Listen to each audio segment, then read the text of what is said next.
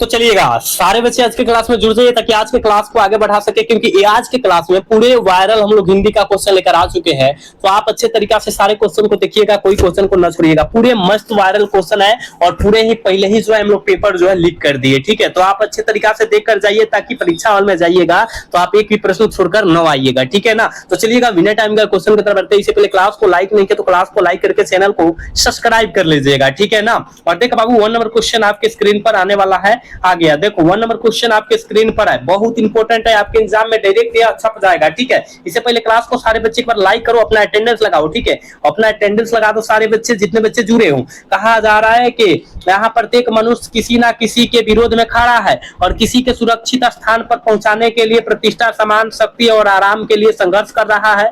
यह किस पाठ की उक्ति है? बहुत इंपॉर्टेंट है, कहिएगा सर यह शिक्षा पाठ की उक्ति है, क्योंकि संघर्ष कर रहा है, अपने सम्मान के लिए, आराम के लिए मेहनत कर रहा है। यह शिक्षा पाठ से संबंधित है, यानी ऑप्शन ए करेक्ट हो जाएगा। बात को समझा, 1 का ऑप्शन करेक्ट ए हो जाएगा, याद रखिएगा। पूरे वायरल पहले ही हम लोग क्वेश्चन करा रहे हैं, आप लोग देख कर जाइएगा। अरे बाप रे बा, उदय के जो उदय प्रकाश की कैसी कृति हो? अरे बाप रे बा, आप कहेगा सर कहानी है, कैसा है?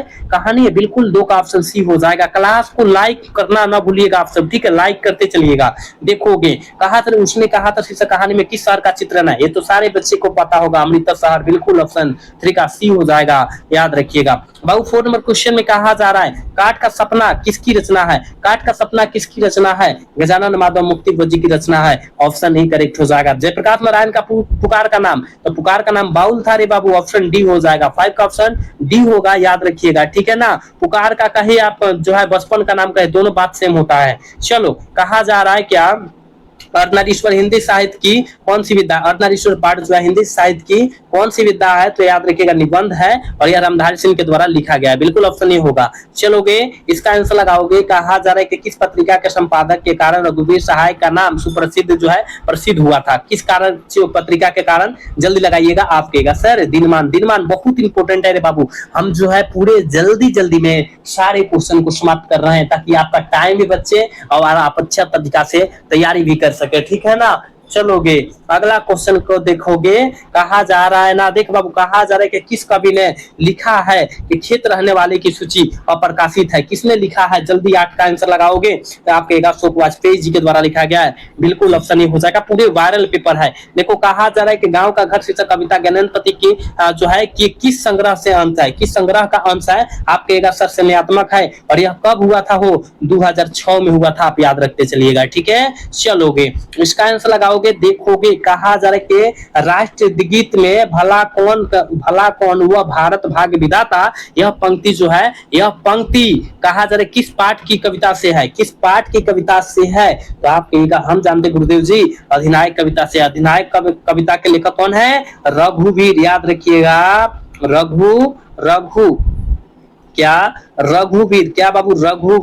रघुवीर सहायक जी है। ठीक है ना, याद रखिएगा, ऑप्शन सी करेक्ट इसका होने वाला है। जयप्रकाश नारायण की पत्नी का नाम क्या था? जयप्रकाश नारायण की पत्नी का नाम याद रखिएगा प्रभावती देवी, ऑप्शन ए हो जाएगा। ठीक है, देखोगे कहा जा रहा है कि संपूर्ण क्रांति पाठ का ऐतिहासिक भाषण गांधी जी के गांधी मैदान में जयप्रकाश नारायण ने किस वर्ष दिया था? जयप्रकाश नारायण ने किस वर्ष दिया था? 5 जून 1974। ठीक है ना, उसे छात्र आंदोलन के नाम से हम लोग जानते हैं, बिल्कुल ऑप्शन बी हो जाएगा। देखोगे रिट्रॉक्शन ऑफ इंडियन पॉलिटिक्स नामक पुस्तक के रचनाकार कौन है? रिट्रॉक्शन ऑफ पॉलिटिक्स नामक, आपके जयप्रकाश नारायण जी, बिल्कुल ऑप्शन डी हो जाएगा। ठीक है, देखोगे रामधारी सिंह दिनकर के माता पिता का नाम क्या था? रामधारी सिंह दिनकर के माता पिता का नाम मनरूप देवी और अभी सिंह था, ऑप्शन ए हो जाएगा। ठीक है ना, आप याद रखते चलिएगा, कोई क्वेश्चन को नहीं छोड़ना है। ठीक है, चलोगे अगला क्वेश्चन देखोगे।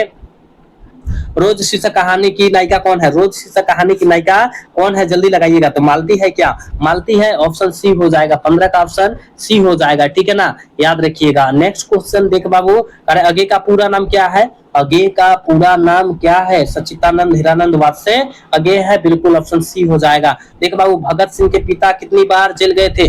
भगत सिंह के पिता अनेक बार जेल गए थे, अनगिनत बार गए थे, ये ऑप्शन क्या होगा? बी करेक्ट हो जाएगा। ठीक है ना, याद रखिएगा। अगला क्वेश्चन देखोगे, कहा जा रहा है लहरों के राजहंस, लहरों के राजहंस नाटक के नाटककार कौन है? लहरों के राजहंस नाटक के जो नाटककार जो हो जाएंगे मोहन राकेश जी हो जाएंगे, बिल्कुल ऑप्शन ए हो जाएगा। 18 का ऑप्शन बिल्कुल बाबू रे ए हो जाएगा, याद रखना। नेक्स्ट नंबर क्वेश्चन आपके स्क्रीन पर ही है, कहा जा रहा है कि सिपाही की मां शीर्षक पाठ में हिंदी साहित्य की कौन सी विधा है? यह का है आपके गुरुदेव जी, ये जो है एकांकी है और यह अंडे के छिलके से लिया गया है, ठीक है।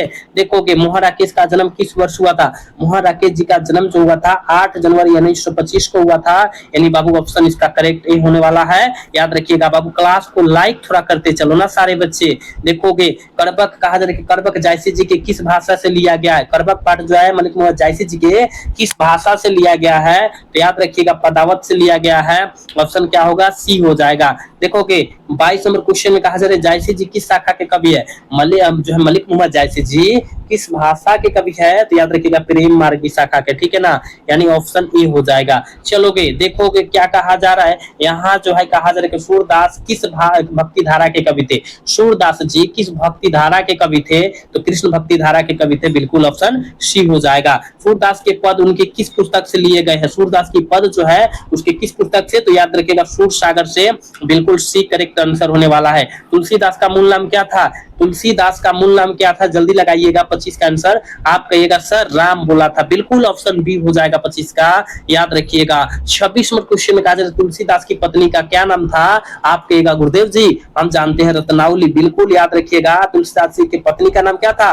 रत्नावली था, याद रखिएगा। माता जी का नाम तुलसी था, ठीक है। चलोगे नाभादास के दीक्षा गुरु कौन थे? बहुत इंपॉर्टेंट है, नाभादास के दीक्षा गुरु कौन थे? आप कहिएगा सर स्वामी अग्रदास, बिल्कुल ऑप्शन बी हो जाएगा, ठीक है। 27 का बिल्कुल ऑप्शन बी हो जाएगा। भक्तमाल के रचनाकार कौन है? भक्तमाल के रचनाकार कौन हो जाएंगे? नाभादास जी हो जाएंगे, ऑप्शन सी करेक्ट हो जाएगा। शिवाजी के पुत्र का नाम क्या था? साहू जी था, सबको पता है ना, ऑप्शन ई हो जाएगा 29 का, ठीक है। चलो चलोगे इसका लगाओ 30 का आंसर लगाओ। कहा जा रहा है भूषण की कृति में निम्न में से कौन नहीं है? भूषण की कृति निम्न में से कौन नहीं है? तो याद रखिएगा राधा रसकेली नहीं है, बिल्कुल ऑप्शन डी हो जाएगा। कहा जा रहा है मालती के पति का नाम क्या है? मालती के पति का नाम महेश्वर है, ऑप्शन बी करेक्ट हो जाएगा। समझ रहा है तुम सब? पूरे कम समय में हम सारे क्वेश्चन को समाप्त कर रहे हैं, ठीक है। चलोगे जयशंकर प्रसाद किस वाद के कवि है? जयशंकर प्रसाद जी किस वाद के कवि माने जाते हैं? क्षयवाद के कवि माने जाते हैं, बिल्कुल ऑप्शन ए हो जाएगा, ठीक है। अगला क्वेश्चन देख लो, कहा जा रहा है कि प्रागित और समाज जो है शीर्षक निबंध के किस पुस्तक से लिया गया है? किससे लिया गया है? जल्दी लगाइएगा 33 का आंसर क्या हो जाएगा? तो कहिएगा वाद विवाद संवाद से लिया गया है प्रागित और समाज, ऑप्शन ए हो जाएगा, ठीक है। देखोगे यहाँ 34 नंबर क्वेश्चन में क्या कहा जा रहा है कि जूठन शीर्षक आत्मकथा के लेखक कौन है? जूठन शीर्षक आत्मकथा के लेखक जो जाएंगे, यह एक प्रकार का दलित आत्मकथा है, लेकिन इसका लेखक पूछा गया है तो ओम प्रकाश वाल्मीकि जी मारेंगे, ऑप्शन सी होगा 34 का, ठीक है। 34 का ऑप्शन करेक्ट सी हो जाएगा, याद रखना है बाबू। 35 नंबर क्वेश्चन में कहा जा रहा है क्या? ओम प्रकाश वाल्मीकि जी के माता जी का नाम क्या था? ओम प्रकाश वाल्मीकि जी के माता जी का नाम क्या था और पिताजी का नाम क्या था? जल्दी लगाइएगा। 35 का आंसर क्या हो जाएगा? तमकुंडी देवी और छोटा लाल, ऑप्शन क्या होगा? ऑप्शन ए हो जाएगा। देखोगे कहा जा रहा है कि शिक्षा शीर्षक निबंध के निबंधकार कौन है? शिक्षा पाठ के निबंधकार कौन है? तो आपके गुरुदेव जी ये जय कृष्ण मूर्ति जी हो जाएंगे, बिल्कुल ऑप्शन ए हो जाएगा, ठीक है। जयशंकर प्रसाद नाटक कृति के निम्न में से कौन है? जयशंकर प्रसाद जी की नाटक कृति निम्न में से कौन है?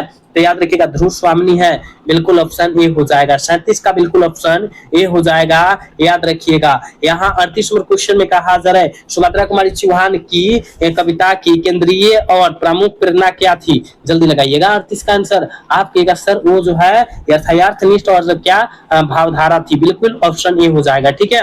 देखो कवित्री सुभद्रा कुमारी चौहान स्वयं को असहाय क्यों मानती थी?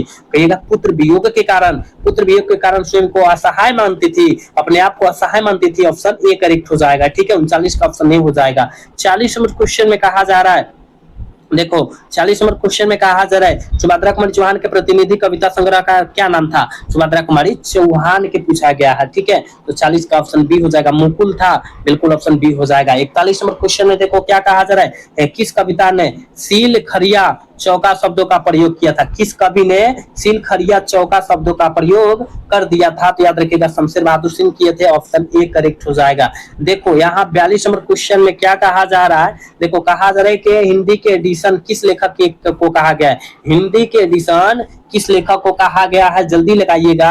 आपके बालकृष्ण भट्ट को कहा गया है, बिल्कुल ऑप्शन बी होगा 42 का। ठीक है, चलोगे देखोगे क्या कहा जा रहा है, कहा जा रहा है प्यारे नन्हे बेटे को शीर्षक कविता में लोहा किसका प्रतीक होता है, लोहा किसका प्रतीक होता है, तो कर्म का प्रतीक होता है, बिल्कुल ऑप्शन सी होगा, याद रखना है बाबू। हार जीत कैसी कविता है, हार जीत याद रखिएगा ये गद्य कविता है ना, बिल्कुल ऑप्शन बी होगा 44 का। ठीक है, यहाँ 45 नंबर क्वेश्चन में कहा जा रहा है नदी के दिव्य रचनाकार कौन हो जाएंगे, नदी के दिव्य रचनाकार याद रखिएगा अज्ञेय जी होंगे, ऑप्शन ए होगा। अगला क्वेश्चन देखोगे 46 नंबर क्वेश्चन में कहा जा रहा है कि सूरदास के पद कौन सा भाव है, सूरदास के पद जो है याद रखिएगा वात्सल्य भाव है, बिल्कुल ऑप्शन सी हो जाएगा। नामवर सिंह के गुरु कौन थे, नामवर सिंह के गुरु कौन थे, हजारी प्रसाद द्विवेदी थे, ऑप्शन ए हो जाएगा। ठीक है, 47 का ऑप्शन ए हो जाएगा, याद रखिएगा। 48 नंबर क्वेश्चन में कहा जा रहा है कि इनमें इन करके इनसे ए न कराओ भूखे रह लेंगे, इनसे न कराओ हम भूखे रह लेंगे, इसे इस गंदगी में न ढकिलो, यह कथन किसका है, यह कथन जो है किसका है, तो याद रखिएगा भाभी जी का है, याद रखिएगा भाभी जी का ही है। ठीक है, ऑप्शन बी हो जाएगा, याद रखिएगा। ठीक है, याद रखना है 48 का ऑप्शन बी होगा। ठीक है बाबू, कहा जा रहा है ना, कहा गया है तिरछ कहानी किस नाम से जानी जाती है, तिरछ कहानी जो है किस कहानी किस नाम से जानी जाती है, तो याद रखिएगा जादुई यथार्थ की कहानी मानी जाती है, ऑप्शन सी हो जाएगा। ठीक है, और आज के क्लास के लास्ट क्वेश्चन है, कहा जा रहा है प्यारी करके प्यारी बेटिया से पूछूंगा बतलाओ आस पास कहाँ कहाँ लोहा है, किस शीर्षक पाठ से, किस शीर्षक पाठ से लिया गया है, तो याद रखिएगा प्यारे नन्हे बेटे से, ऑप्शन बी हो जाएगा। चलो एक और क्वेश्चन करा देते हैं। यहाँ कहा गया है पंचायती राज व्यवस्था में क्या खो गया है, बहुत इंपॉर्टेंट है, तो पंच परमेश्वर जी खो गए हैं, ऑप्शन बी होगा, 51 का ऑप्शन बी हो जाएगा। ठीक है ना, चलो तो 50 हम 51 क्वेश्चन करा दिए हैं, और 51 क्वेश्चन आपके लिए बहुत इंपॉर्टेंट है, तो आप 51 क्वेश्चन को बेहतरीन तरीका से देख कर जाइएगा, और आपके एग्जाम में 100% सारे क्वेश्चन पूछे जाएंगे, ये गारंटी है। ठीक है, तो आप अच्छे तरीका से देखिएगा। ठीक है, शुरू से अगर नहीं देखें तो शुरू से देखकर अंत तक खत्म कीजिएगा। ठीक है ना, तो चलिएगा आज का क्लास कैसा लगा कमेंट करके जरूर बताइए, अगर अच्छा लगा होगा तो क्लास को लाइक, चैनल को सब्सक्राइब करना ना भूलिएगा। मिलते हैं अगला क्लास में, तब तक के लिए जय हिंद, जय Bharat, tata bye bye, love you.